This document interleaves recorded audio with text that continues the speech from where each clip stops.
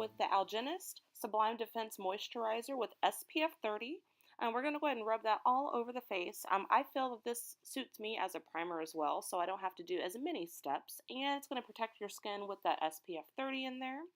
So then next we're going to go into the Becca Under Eye Skin orange corrector thing.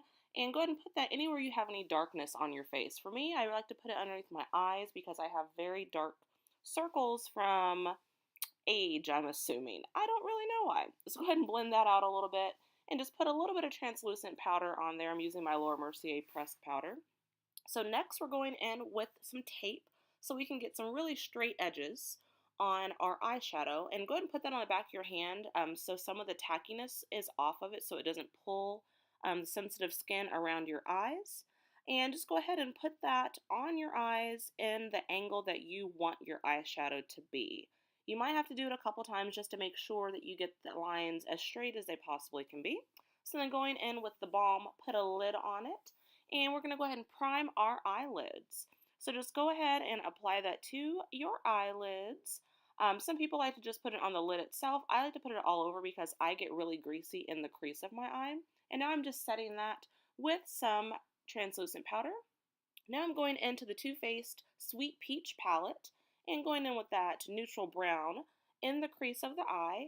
I didn't want anything too warm or too cool, so kind of that neutral base, just windshield wiper motions there in the crease of the eye, making sure that I go down on the edge of the tape so you're kind of creating a little bit of a soft cat eye effect, and just blend that in till you get the desired level of smoky brown in the crease of your eye.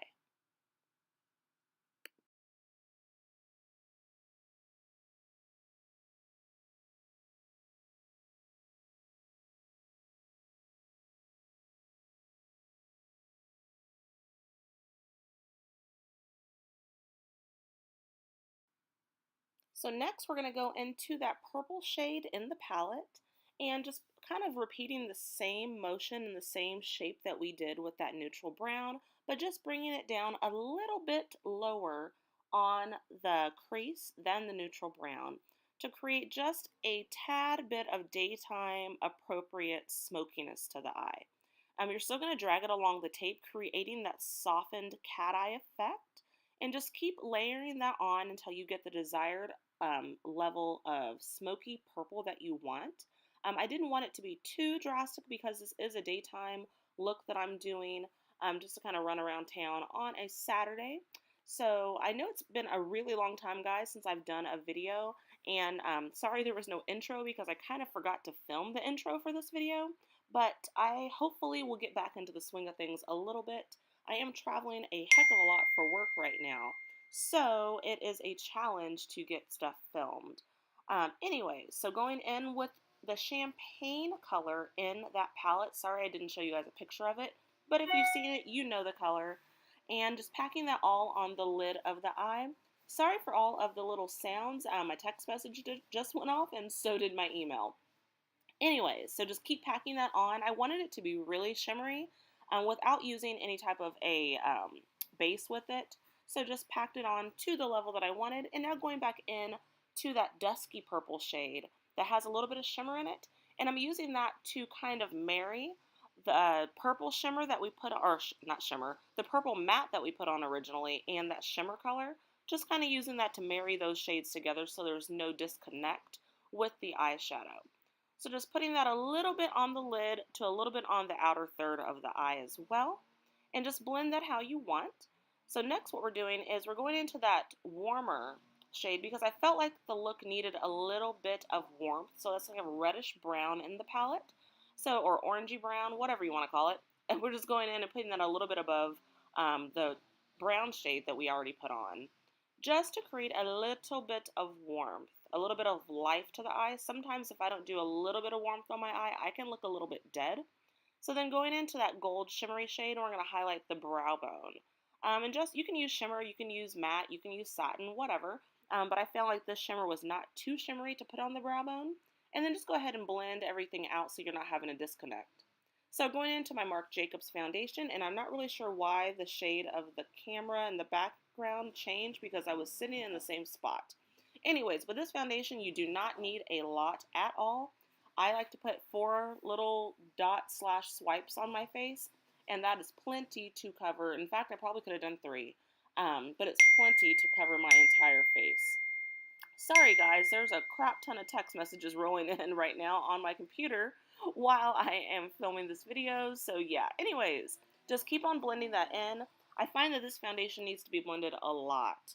So then going in with my NYX HD concealer in the color Beige, putting that on all the typical areas that you would to conceal and highlight your face. Under the eyes, down the bridge of the nose, around your nostrils, and a little bit on the forehead. So just go ahead and get that blended out. I love using this airbrush concealer brush from IT Cosmetics. It blends things beautifully without taking away any of the pigment that you put down. So love, love, love this brush. And it does really create an airbrushed look on the face. So then going back in with my foundation brush just to blend in those edges so I don't have a line of disconnect where that concealer has been placed. And using my RCMA No Color Powder, we're going to use that to set under the eyes. I love this powder. It really truly does make everything not move on your face. I haven't used it to set my entire face yet, but I think I will like it, especially for baking and all the spots that I get really oily. So next we're going to go on to my Laura Mercier Matte Translucent Powder to set the rest of the face. I love that NYX concealer. It really does highlight the face beautifully, and it's super affordable. It's only like $5 at Ulta. And right now, all NYX face cosmetics are buy one, get one half off. Next, going in to do a little bit of contouring with Hoola bronzer. I've had this Hoola forever. I guess I probably don't use it enough. For a while, it wasn't really showing up on my skin that well, but I'm pretty fair right now. So it is showing up perfectly for a nice, soft contour. So using a Sonia Kashuk brush to go in there and just create that line and blend upwards. Always blend upwards when you are contouring so you do not drag your face down. Next, going with my CoverGirl face powder in the color Tawny. We're just going to bronze above that contour a little bit, just to create a little bit more warmth to the skin. A little bit on the hairline as well. And then what we're going to do is we're going to go back in to, I believe I'm doing the RCMA powder. Yep, going back into that to sharpen up the contour a little bit. I think I made a mess with the powder, hence the face that I just made. So using that same brush we used for contour, dipping that into the RCMA powder, I'm putting that right underneath there to kind of straighten up that line and create a little bit more sharpness to the look. So next I'm going in with my NYX Micro Brow and just combing through the brows and just going to go ahead and groom those real quick for you. My brow routine has really not changed. I did a brow video probably about a year or 2 ago, and I still do the same thing. I use different brow items now. Sometimes I'll use my Anastasia brow definer. Sometimes I'll use my NYX Micro Brow, but the look overall has not changed. Sorry guys, with all the little sound effects going on in the background, my apologies. So just go ahead and taking that through the brows.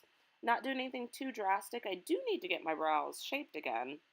That might make it a little bit easier drawing these little suckers perfect. But anyway, so that's my brow look. It's pretty simple, pretty easy. I don't do anything special. I don't put any gel on them anymore. I don't use powders with the pencil. I might use them instead of the pencil sometimes. But that is the overall brow look. And then you just want to brush through the brows to make sure everything is laying nicely.